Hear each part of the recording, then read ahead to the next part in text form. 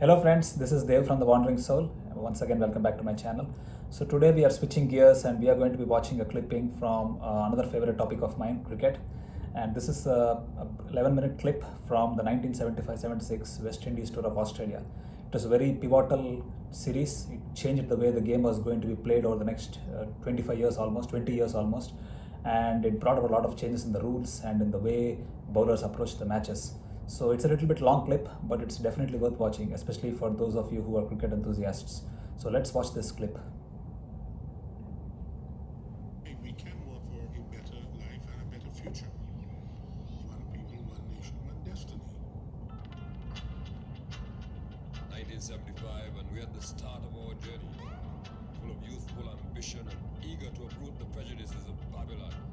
Still, we had everything to prove at the top level of the game. Test cricket, a 5-day contest backed in against an opponent. Very soon, we'll be facing the toughest test of all, traveling to Australia to face the champions on their home soil. Shot one, take four.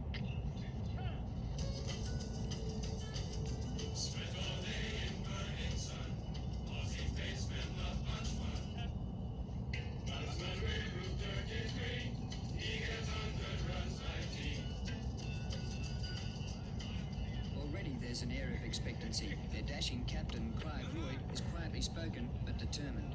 And are you very confident of winning? We want to win, there's no doubt about that. It has been billed as a sort of world championship. So I'm hoping that we can give our best. At the moment, the Australian side, to my mind, is the best in the world. And I think that fast bowlers all through Test history have been the difference between a good side and a great side. Thomson and Lillee are great bowlers.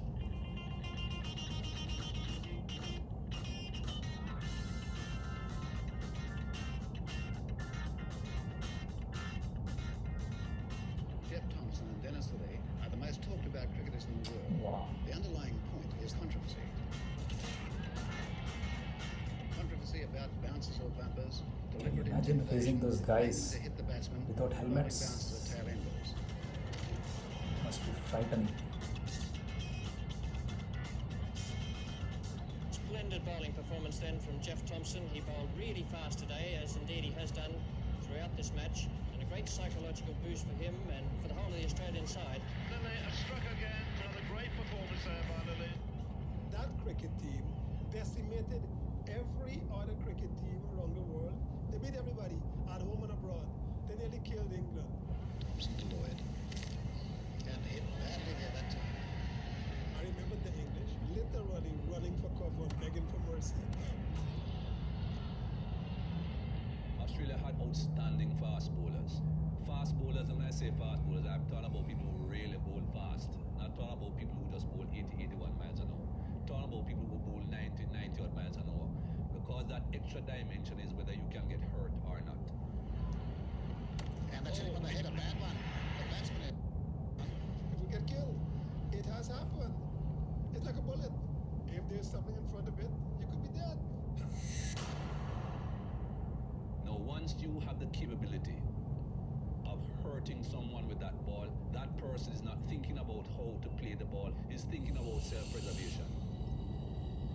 I'm trying to scare him, trying to hurt him perhaps in the ribs or the leg or something like that, so that he at least knows you're around.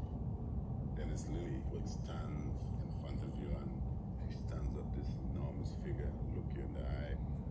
He want that ball to cause me a great deal of harm. He want to inflict pain. He want to injure me. The one individual that you found just very difficult to play would be Jeff Thomson. He was ruthless in my opinion.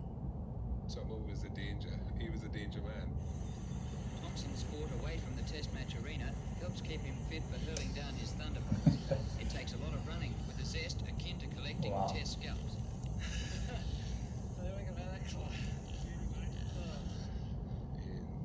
He was a mean man. Look at the crowd. Look at the crowd for a test match. Can you imagine that today? I mean, at least I don't think in India there would be this much crowd for a test match. It's kind of sad, I feel. That's why they call it the test. Test matches. To be out in the field for 5 days, you have to have the endurance. The race is swift, but who can endure to the end. That's test. That's a test of every player. A lot of young people were in that West Indies team. That was either their first tour or their second tour. We were green, we were young, we were inexperienced, thrust into international cricket, thrown in at the deep end. You went out and all you could hear screaming in your ears was Lillee, Lillee, kill, kill, kill. Lillee, Lillee, kill, kill, kill. you felt that there can't be a lot of love going on here. It is in your face. It wasn't easy walking out to face those guys with the crowd almost on top of you. Out there it was a war. Believe me, it was a war. And they didn't let up. They threw the kitchen sink, they threw everything at you. They let you know, well, we're in charge and you're not coming on our patch to do well. It was a hip fired out of a rifle. Lillee and Thomson, they bounced any and every one. People were bobbing and weaving and ducking and falling on their backsides, trying to get away. Serious induction into fast bowling, that was terrifying. Absolutely terrifying. I remember Lillee bowling a bounce at the Lance games, and Lance at the end of the day went up to him and said, "Listen, I've got a wife and kids, be careful what you're doing." Wow. Did you see that? That was like an uppercut. It was, wow, it just took off. Straight up. Injuries, broken fingers, broken shoulders, cracks on the head, and it was humiliating. It was like a military assault on West Indies cricket. Hold him. Johnston cartwheeling back almost a march. That was a lovely piece of cricket by the Australians. Wolverines. Sit here. That was an amazing catch. Thomson at his best. That's out. Very bowled. Roberts is out. That was a nasty series and lots of confrontations on and off the field. They knew. They were seasoned campaigners. And they knew when to turn the screws. Some of the Aussies has this way that if they could not get you out, they would rather abuse you out. Things were said and the color of your skin came into it. When you're constantly being bombarded with comments and behavior, well, I encountered some ignorance before, but this was very different. Very, very different. The crowd, people in the crowd did say things that shouldn't have been said, things that weren't politically correct, where people would tell you about your heritage or your background or go back to the trees that you came from. You black bastard. And I get rather annoyed anyone going to call me a black bastard because I'm not. You stop and look and see where the comment Look came at how from. long They laugh and the so boundaries because them is were the big back job. then. You know, hitting a six must have been like Upgraded me, very rare upgraded related compared to me, today. big deal. I was naive going to Australia and I thought Test cricket was a gentleman's game. I lost it. I just could not believe that this was taking place. Michael just went and sat down and could not believe, and tears was coming out of his eyes, saying he don't know how guys could play cricket like this so hard. And yes, there was a lot of bickering. People started to blame each other. Batsmen blaming bowlers, the bowlers blaming batsmen. It was not a very happy dressing room. And it was not a happy time. There it is. Australia winning by 7 wickets. We got a job in. They beat us 5-1. Wow. When the West Indies were annihilated, that burned everybody in the West Indies really badly. You feel it with tears come. I see people cry when West Indies lose. When West Indies go down, people tears come down. Very disappointed. Very, very disappointed. We're wondering now if he can come back up. When? People didn't feel the West Indies players had the fight in them. This calypso cricket stigma stuck with us. We weren't willing to go there and fight to the end, and we just give up. When that team returned to the Caribbean, it was like soldiers coming home from war. They realized that everything was at stake. And Clive Lloyd knew that West Indian cricket was at the crossroads.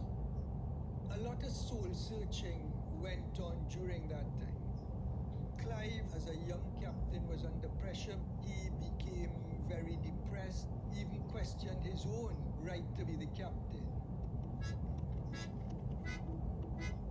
They say after humiliation is His power, might, and blessing eternally, forever. All right. Fight. It's a game.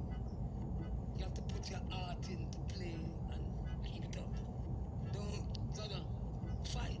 Yes, launch and attack, come in, we launch and attack now. Launch and attack, come in, we launch and attack. Could you hear me? I can remember Clive said never again. If we can find some fast bowlers who are just as quick as they are or even quicker, let us see how well they handle it. Clive Lloyd took a very blunt decision. We can also play your game. We can generate a bowling machinery that will obliterate, that can rub you into the ground and decimate. And he bowled, and it's a 4.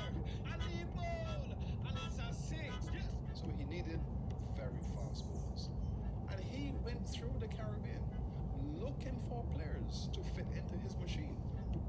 He had already picked Michael Holden and saw the talent and the brilliance of this young man. And people question Clive Lloyd knowledge. Say, Clive Lloyd, oh, you bring in Michael Holden. I'm going to have 17. But Clive said, don't watch that. This little youth, I like him potential. The captain were so astute.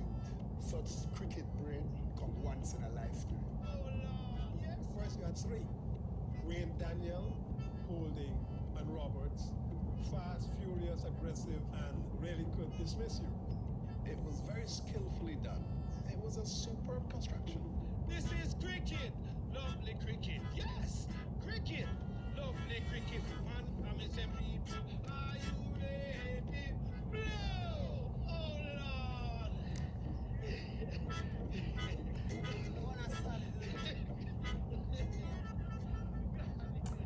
Okay, so to give you some context of this series, right? So this was after the 1975 World Cup, which was the inaugural World Cup, and West Indies had won the World Cup. I think they beat Australia, if I'm not correct. So this series was kind of like a official World Championship in terms of who is the best team in the world or which is the best team in the world. So Australia, I think, were kind of looking for revenge in a way, and so that was the context of the series.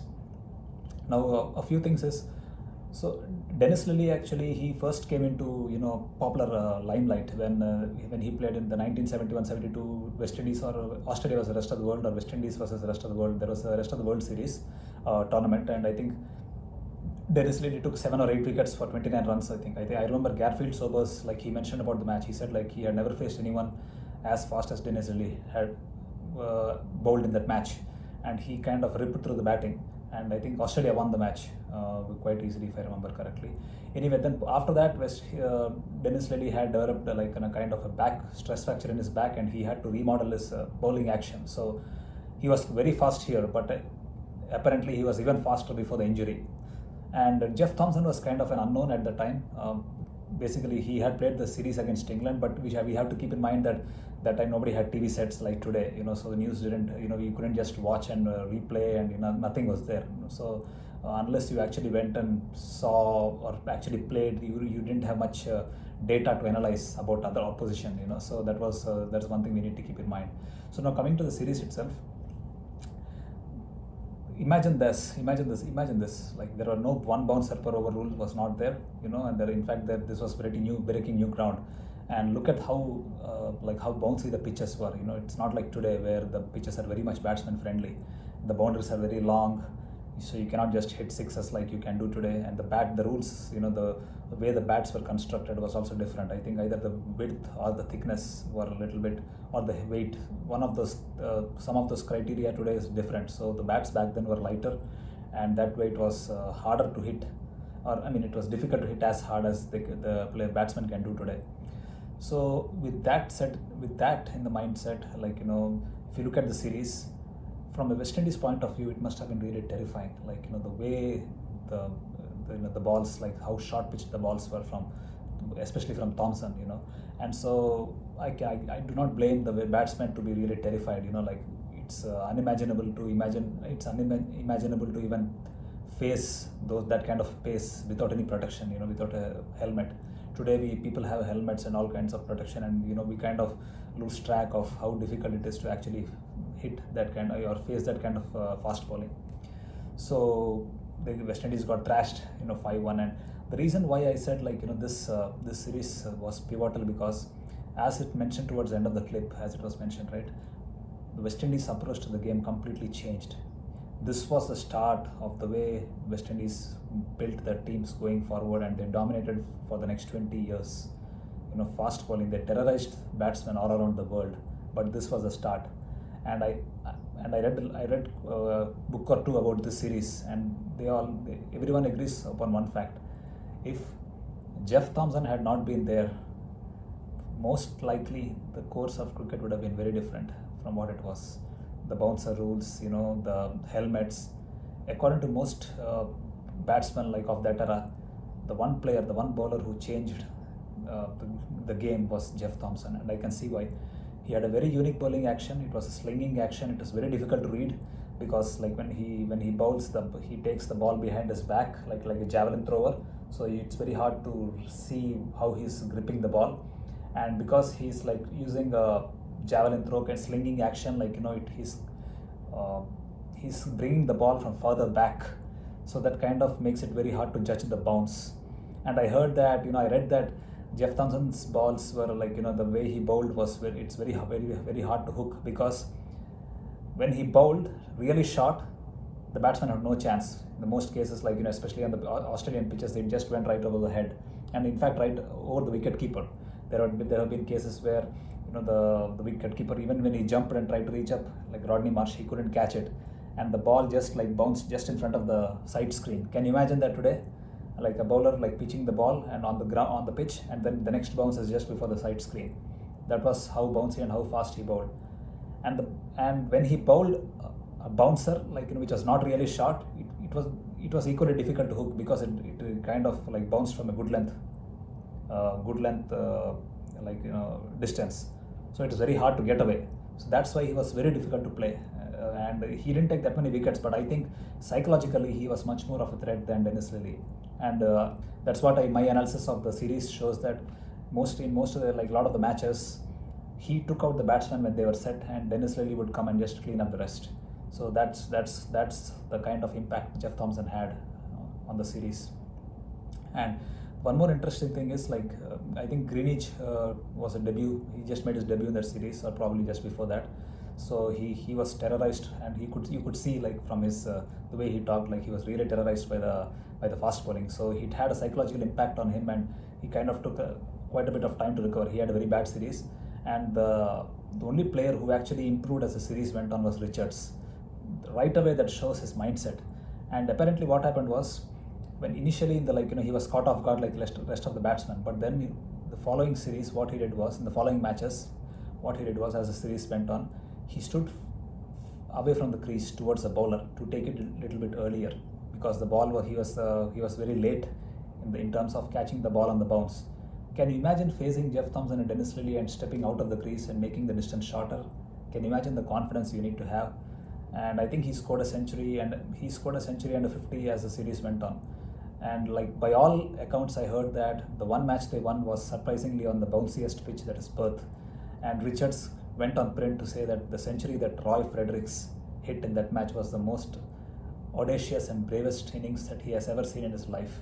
And it's really sad that there is not even a single clipping of that match available anywhere. In fact, this series itself, a lot of the clips have been lost. I heard there was a fire accident or something, and the videotapes were quite a few of the videotapes were burnt. And I feel that's a real tragedy, But whatever we have, we can see it was a very impactful series, and it's definitely worth its weight in terms of historical impact. So there is also a book I read called Let It Rip, and Richard said every time he went to face Jeff Thomson, he had two things. One is total focus and a prayer and a silent prayer before he went to the field. So that was the impact that Australian team had. And unfortunately for the rest of the world, when West Indies finished the series, they went with a different mindset, and India followed right after the series, and we know what happened in that series. And for the next 20 years, they terrorized every team around the world.